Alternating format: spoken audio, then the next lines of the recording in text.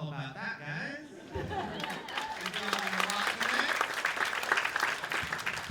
So let us bring up some of the people responsible for this amazing movie that, there's a lot to talk about here.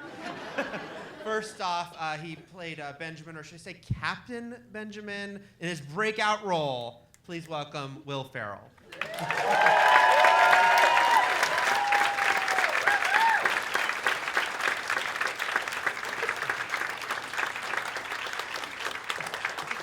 Next, we have executive producer Jessica Elbaum.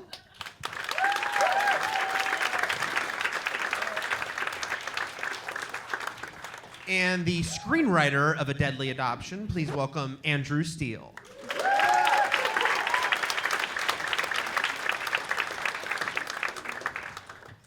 So I just have to jump in, Will, with, I guess, the obvious question, which is, how did this happen? How does this exist?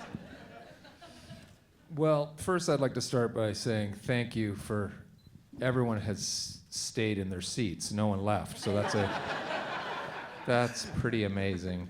No, this started with the simple premise that I kept thinking it'd be fun to star in a Lifetime movie.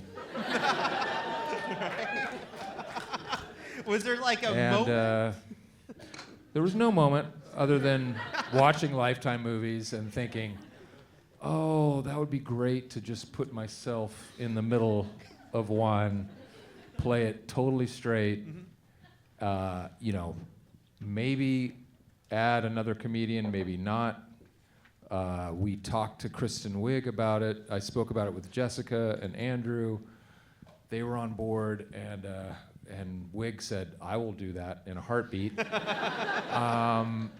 And then we just cast the rest of the movie the way that they normally cast Lifetime movies. Right. And then you got to see what was made in 15 days in Southern California. Wow. Yeah. So. Jessica, Andrew, when Will first mentioned this idea, did you think he really meant it? Do you think, oh, that's funny, the thought of that, but no, this won't really happen? He always means it when he says these sort of things. But I will say he's not quite correct about how it started. We worked together at Saturday Night Live for years, and he kept bringing up that he wanted to do an after-school special. And I would say, and it would be like, that would be fun. Yeah, that would be a neat thing to do one day. And those disappeared. And then so there was, that outlet was gone. I didn't think he'd remember it. And then years later he brought up this. So. The evolution. Here's my question that I'm so curious about, which is, Will, when you first talked to Lifetime, what was their reaction? I imagine they never thought that would be a phone call they'd get. Yeah, actually, we got very lucky there. This was a very lucky circumstances.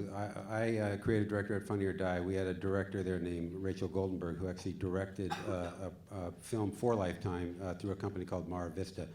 And so I met with Sharon Bordis over who is here tonight, and Sharon. She really was wildly instrumental in making this thing happen. Absolutely. It's impossible to make this kind of movie. It's not for filmistas and people but in Hollywood it's impossible to make this low budget of a movie with Will Ferrell and Kristen Wiig. It's just almost impossible. Sharon was able to do it. She figured it out. So she got Rachel, who had already done the thing that I knew. We went and had a meeting, and when I found out it actually could happen, that's when I went to Jessica and said, hey, you know what, I actually think we can actually do this stupid thing that Will's wanted to do for a long time. Yeah. Jessica, what was your thought on that? I mean, when he says he wants to do something, he wants to do it, and you make it happen. But I feel like once we sat with Sharon, you wrote the script in how long? Longer than it should have taken. Clearly, it's not that good. But I wrote it over Christmas, about 70 pages, sent it to Will. I sent it to Sharon, and she said, yeah, this looks like one of those movies. And then she said, here's what I would do. And she gave me a lot of useful notes for a guy who's never written a Lifetime movie. And then we sent it to Will, and Typical of the projects I've worked on, Will, he looked at the script and said, "Yep, this is the one we're doing." And it's the greatest process when you don't have, there's no studio involved. I mean, Sharon kept us away from the Lifetime people who, were gracious enough to put this on their network, but they kept out of the joke of it. They kept out of the writing of it completely. They kept away from us. So. But typically Lifetime movies have a certain kind of structure to the deal and how many showings they can have and this and that, and we kind of kept pushing back and saying, well, no, we're not going to do that.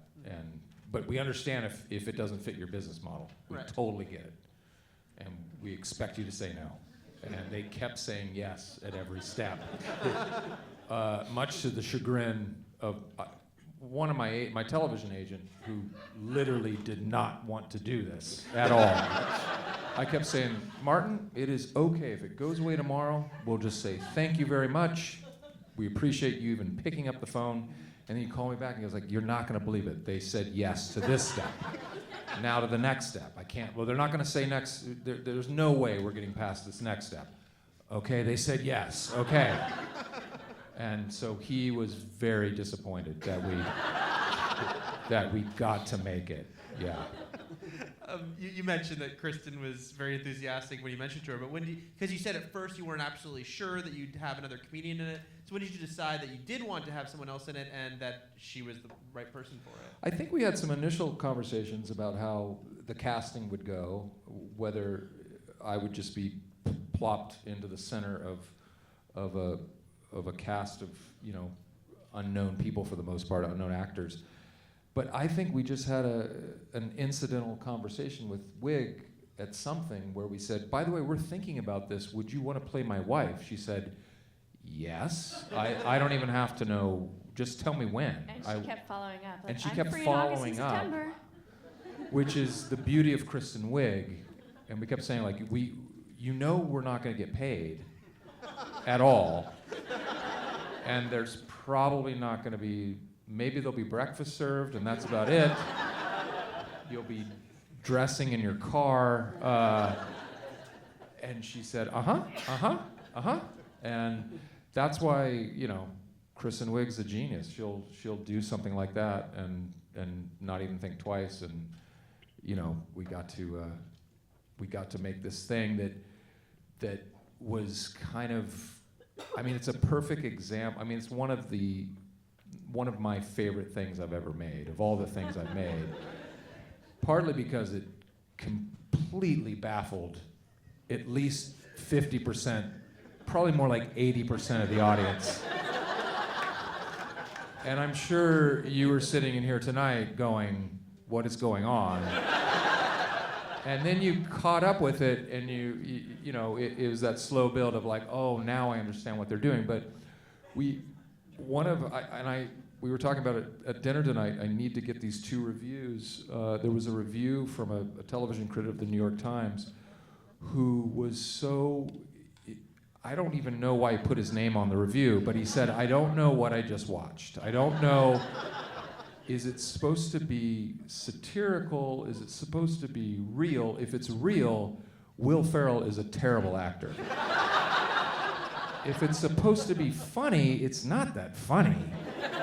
And I don't know what's going on. And he was just perplexed. And then on the same day, a Rolling Stone article came out saying this is comedy genius. And we get exactly what they're doing. And so that's kind of my little tribute to Andy Kaufman. I just love when things like that kind of land in an area where people are either scratching their heads or they get it right away, but we don't explain it either way. We just put it out but that's why Lifetime was very generous in actually putting it out there. Yeah. We're going to start taking audience questions in a couple minutes, so come up with them. But I did want to ask about the follow-up on what you were just talking about the tone, because so many people were surprised, that you played it 100% straight. When you guys were writing it, when you were making it, did you have to kind of resist the urge ever to lean into parody and go, no, that's not what we want to do? Were there moments, jokes you came up with and realized, no, we shouldn't play a joke there? Well, when you're shooting a 90-minute movie in 15 days, you get 2 takes. And so there wasn't a lot of time to kind of indulge any of that, but there were moments where Kristen and I would be in the middle of the scene and just start laughing so hard as to the preposterous dialogue that we had to say. To the point where some of the day players, like particularly the gentleman who played the sheriff, pulled me aside one time while we were doing a setup. He said, "Hey, can I ask you a question? What's going on here?"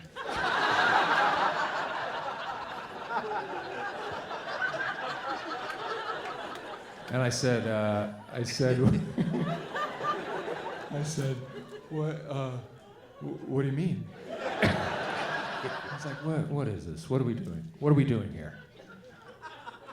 Is this supposed to be funny? Because it's not good. It's not good. And I said, no, I really responded to the story. I'm just trying to change it up. I'm always looking for ways to change it up. And he's like, what? All right, whatever. And he didn't buy what I had to say, but luckily for Rachel and the crew played it. Every day we were making a Lifetime movie and very serious. And so yeah, we had moments where we had to really keep it together. But yeah. I think when Kristen got the opportunity to dance at the end, yeah, she let off a lot of tension, comedy tension. That's the best mom dancing I've ever seen. Last question before we go. I want to time how long that dancing goes on, because it goes on. It's too long. It feels like It's 5 too minutes. long. I'm sure it's only like a minute 30, but it feels like 5 minutes. It's too long. It's too long. Before we go to audience, I have to ask about the beard. I imagine you had a big list of like Lifetime musts, and was that just the perfect Lifetime beard? Do you remember? Was I growing a beard at the time? You just came back from Sweden, so I think you kept I think it. I had a beard. Yeah, you had Every a little summer bit I of grow beard. my beard out, and I thought I just went to a what's it called? I guess Supercuts? No. Do they do dye jobs at Supercuts? No, I went to Dean at Planet yeah. Salon. Yeah. I went to a salon Like a kind on of fancy Melrose, one. a kind of fancy one. I'm like, can you dye my beard? And I don't want it to match my hair at all.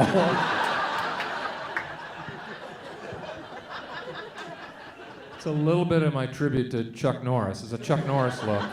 And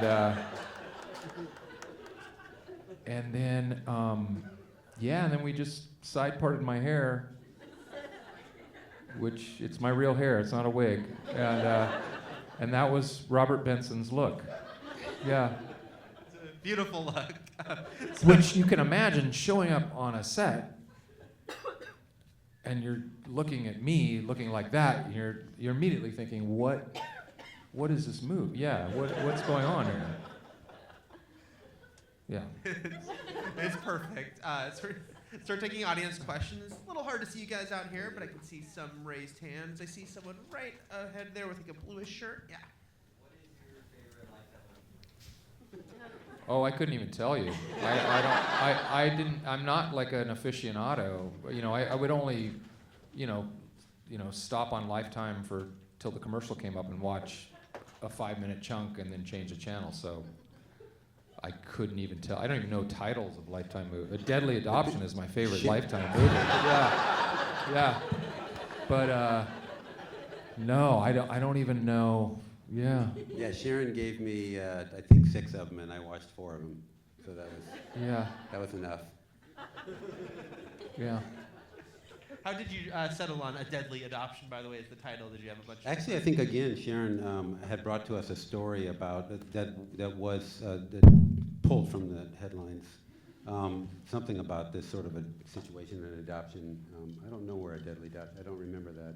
We kept wanting to call it The Rotten Doc. But it didn't sound very it sounded more German. It didn't sound very Lifetime-y. It's a rotten duck. If Robert had just tore down the dock to begin Yeah. with, it wouldn't be a That problem. wouldn't have been a movie. Kept putting it off. That's the moral of the story. If you don't put things off. If you got a rotting dock, just fix it. Okay? Even if you're not handy, hire someone to fix it. That's a good lesson. Yeah. I see a second row right there. So my question is, the dancing was really fun, but do they just not care about her friend's death? By the way, that's as You mean creative Charlie? people, we did not care about it. Yeah. By the But way, Charlie's Brian, here. Brian, who plays Charlie, is here tonight. So, More. by the way, how brave is Charlie that he just goes on his own to try to solve it, and he's just murdered. I know, no memorial service. Just dance. It's 6 months, Dance. guys. It's been 6 months. I think, like 3 months in, they wouldn't have been dancing, but 6 months, let it rip. Charlie would want them to dance, right? We should have looped in, like, Charlie loved this song.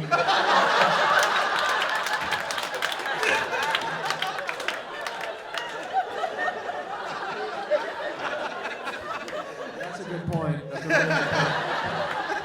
Whoops. Next question. Let's see. Oh yeah, they're in the third row. If there was at least one hair and makeup person, what was the response to your hair?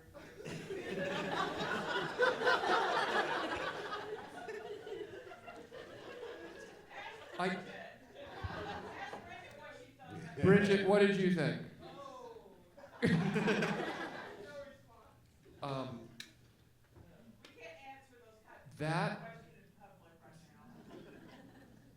That person is a paid professional, and I just let her do her thing.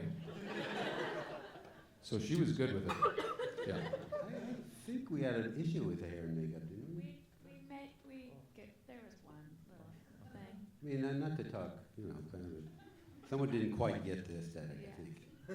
Are you related to that hair and makeup person, by the way? Oh, okay. So we're good. Yeah. Thank you, by the way, for exposing the ugly side of book tours in this movie. One of my favorite things. There's so much about the writer in there that every time like a writer line comes up, I'm like, yeah. That's good. Yeah, writing is hard. The sordid world of the book tour. Yeah. All the late night carousing, especially for a guy who writes financial books. Yeah. All those groupies. It's Yeah. so nuts. We have time for a couple more questions. I see right there, about fourth row. Yeah. And so, as far as Lifetime goes, are they more in the Rolling Stones guy camp? Are they more in the film critic camp? Like, are they in on it? They're in on it now. During the time, they had no idea what was happening. Yeah. Yeah. Yeah. Let's see. Next up, I see you right there. Yeah. What do you think makes something so bad it's good instead of so bad it's terrible? We're right on the edge there, by the way. Yeah, we walk a fine line. I think it could be debated both ways. I guess just the fact that we're totally committed to what we're doing on screen, and also the story was kind of perfect in the sense that we kind of tackled all the perfect little cliche moments, and her ripping the magazine, ripping Wiig out of that, the shattered glass of the frame for the family, all those kind of The writing is bad, and but it's the very best, like commitment, but it's Yeah. the very best I could do. And I think with Will and Kristen, it's the best they could do with that writing. So, you know, Yeah. I think all the earnestness there is what gives it, like if there had been a wink or a nod in the middle, it would have broken my heart, I think, to Right. If we had sell it out in any way. if we had shown, also too, it helps, like there are subtle camera moves, and it's kind of Rachel did a great job of rescuing it's a kind lot of of nicely shot for $700,000, which is really low in Hollywood. I will point out. Maybe in Texas you can make a great movie for $700,000. But if you're sitting in this audience going, that's the worst thing I've ever seen, I can't argue with you as well. So I'm gonna sneak in one more there in the front row. Okay, so you're stating that you always wanted to do a movie like this. So I really enjoy a lot of your movies, like the other guys. I really love doing that one. So was it one of your goals to say, okay, well, I'm an actor in my life, I want to do a movie that is not, but it was, but like Tony said, like what was your goal with this? I think it was just specifically to do a Lifetime movie. Yeah. Do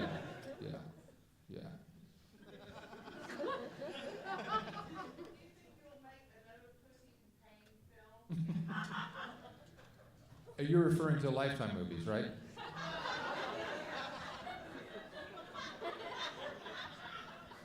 Look, if another great Pussy in Pain script comes across my way, absolutely. Absolutely. You've been very patient here in the front row. So how many lives do the characters have? Like, you got shot in the chest and you still... No. I got shot in the arm. It's a lot of blood, though. A lot I of got blood. shot in the arm. The bad guy got shot in the stomach. He probably should have died. No, that's a stomach wound. They bleed Yeah. out. That takes a while.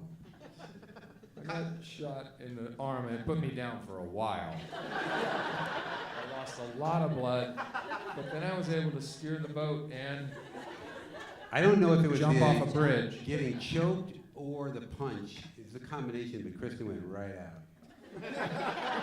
Oh, I forgot. I carried my wife out of the Yeah. With bullets Very in her heroic, back. yeah. with the, yeah. So I think Robert just kept himself in pretty good shape. So he can handle it. I think he's got like a Bowflex machine in the attic.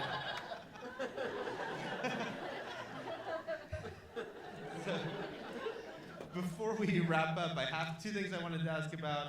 Is the inspiration for the making Kristen's character an organic food person, and the diabetes.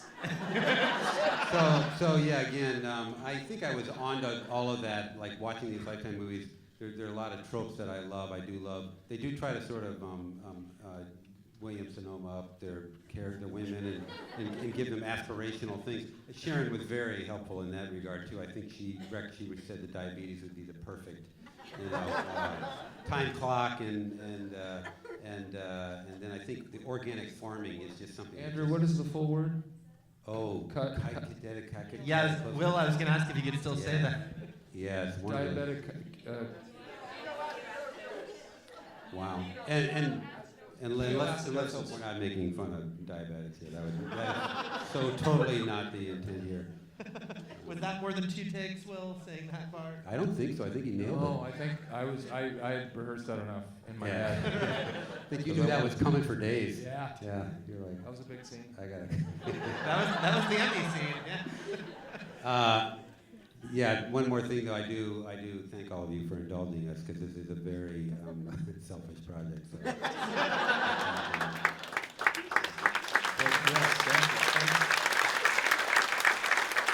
Guys, yeah, thank you again for coming out here for a deadly adoption. Thank these guys for making this amazing movie. Thanks, you guys. Thanks for having us.